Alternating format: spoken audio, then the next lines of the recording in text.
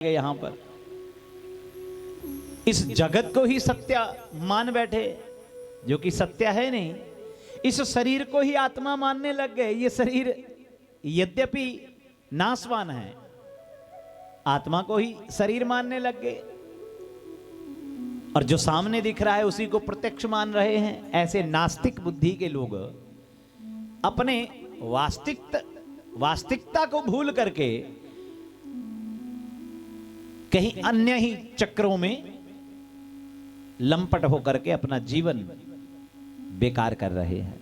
बड़ी चिंता हुई संतों को, तो सूत जी महाराज से यही प्रश्न किया कि काल ब्याल महात्रास विध्वंस शक्कर मुत्तमम। ये लोग काल रूपी ब्याल के मुख के ग्रास बनते जा रहे हैं, मगर इनको पता भी नहीं चल रहा। सोचते हैं कि हम नहीं रहेंगे तो शायद ये दुनिया ही रुक जाएगी, मगर हमारे आपके जैसे बड़े बड़े महारथी जिनकी तूती बजती थी, वो भी इस संसार को छोड़ करके चले गए, मगर उन्हीं के परिवार वालों ने 10-5 दिन तक उनका स्मरण किया, याद किया, फिर भूल गए। मरते के साथ कोई नहीं मरा, अब मरा भी नहीं जाता। जो चला गया सो चला गया। तो सज्जनों, ये शरीर जब तक हिलता है, डुलता है, कमाई करता है, तब तक तो ये प्रिय लगता है हमें, तब तो बड़ा खास लगता है। इसको हाथ लगाने का भी मन करता है। जिस शरीर को तुमने चाहा, वो शरीर से जब आत्मा निकल जाती है, वो चैतन्य गुरु निकल जाता है, तो सज्जनों ये शरीर स्थिर होने लगता है, सड़ने लगता है, इसके परमाणु गलने लगते हैं, बिखरने लगते हैं, ये खत्म होने लगता है, इसमें दुर्गंध पड़नी शुरू हो जाती है। क्यों भैया? शरीर तो वही है जिसको तुमने चाहा, जिसको तुमने छुआ, जिसके साथ आपने पल पल व्यतीत किया, जिसको देख करके तुम्हारे मन में गुदगुदी होने लगती थी, जिसको देख करके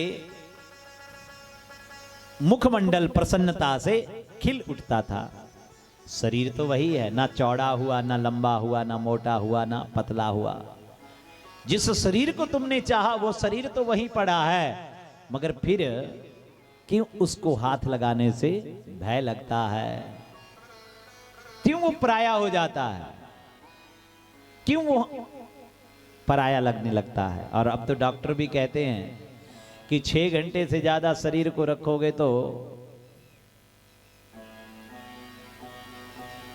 बीमारी फैलने का डर रहता है, और अगर 6 घंटे से ज्यादा रखना है तो तमाम उसके साधन है कि ऐसे इस टेम्परेचर में रखना है। तो सज्जनों, जिस शरीर को तुमने चाहा वो तो वहीं पड़ा है, क्यों उसको जला दिया जाता है? क्यों जल्दी जल्दी उठा करके जला दिया जाता है? क्योंकि उस शरीर में से चैतन्य गुरु निकल गया है। 4 गुरु होते हैं, ध्यान दीजिएगा।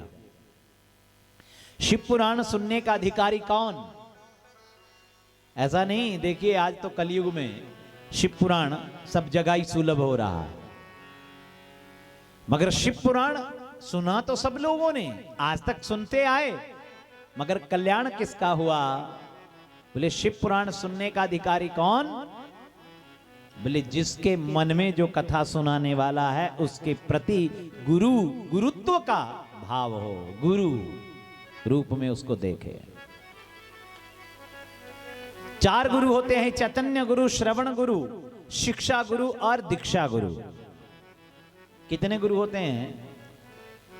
श्रवण गुरु, चैतन्य गुरु, कृष्णम वंदे जगत गुरु, जो आपके घट में बैठा हुआ है, जो सुन रहा है, जब तक वो बैठा हुआ है तब तक आप हिल रहे हो, मुस्कुरा रहे हो, देख रहे हो, समझ पा रहे हो, और जब वो चैतन्य गुरु निकल जाएगा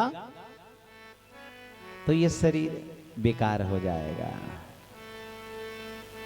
तो चैतन्य गुरु के प्रति सम्मान भाव, और चैतन्य गुरु ही अंत तो गत्वा वंदनीय है, पूजनीय है, स्मरणीय है। क्योंकि चैतन्य गुरु जो है वो कृष्ण का अंश है, वो भगवान सदाशिव का अंश है। नैनम छिदन्ति शस्त्राणि नैनम दहति पावकः ना कलेदन्त्यापो न चैनम कलेदन्त्यापो ना शोषयति मारुता। तो वो चैतन्य गुरु। बोलिए शंकर भगवान की।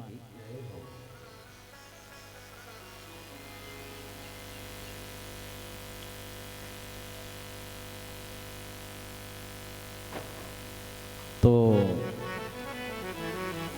अगर श्रवण गुरु जो सदगुरु है, जो दीक्षा गुरु है, और श्रवण गुरु भी वही हो और शिक्षा गुरु भी वही हो, तो सोने पे सुहागा हो जाता है। और गुरु कोई अन्य है, और गुरु ज्ञान रूपी शरीर बन करके किसी ना किसी के रूप में आकर के तुम्हें ज्ञान देने के लिए आया है, तो उसके चरणों में उसके प्रति अत्यधिक समर्पण भाव, श्रद्धा भाव, श्रद्धावान लभते ज्ञानम, तो उसको ज्ञान की प्राप्ति होती है जब वो श्रद्धा युक्त होकर के चलता है। तो काल व्याल, तो गुरु भाव से पूछ रहे हैं सूत जी महाराज से कि महाराज इस संसार का कल्याण कैसे होगा। तो सज्जनों, जब संसार का कल्याण करने की चिंता व्यक्त करी तो बड़ी प्रसन्नता हुई सूत जी महाराज को। सूत जी महाराज का नाम है रोमहर्षण। क्या नाम है? रोमहर्षण। जिनकी कथा सुनकर के रोम रोम पुलकायमान हो जाए, जिनकी कथा सुनकर के जब वो कथा कहने लगते हैं तो रोम रोम पुलकायमान हो जाए, पुलकावली होने लगे, रोम रोमांचित हो जाए, मन हृदय गदगद हो जाए, द्रवीभूत हो जाए। इसलिए इनका नाम रोमहर्षण है। रोम रोम हर्षित हो जाए, प्रसन्न चित्त हो जाए।